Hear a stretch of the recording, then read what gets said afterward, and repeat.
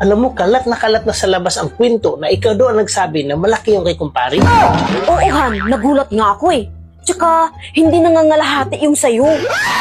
Yan ang sinasabi ko. Pinakita ba niya sa'yo? Huwag kang mangbintang sa akin. Kailanman, hindi ako tumitingin sa mga ganyan. Kung hindi, bakit mo pinagkalat? At bakit mo alam na alam? Alam mo, meron talagang taong nagpapakita ng ganyan. Pero tumalikod ako. Kasi nababastusan ako sa ganun. So hindi mo nakita?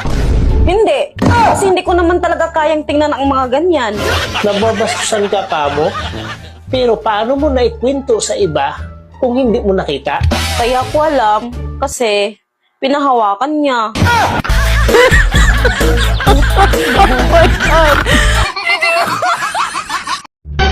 Mahal, kung halimbawa ba nag-away tayo, tapos kunwari nauwi sa hiwalayan, tapos lumayo na ako sa'yo, ayaw ko na. Mag-aasawa ka pa ba ng iba? Aba, syempre, oo naman.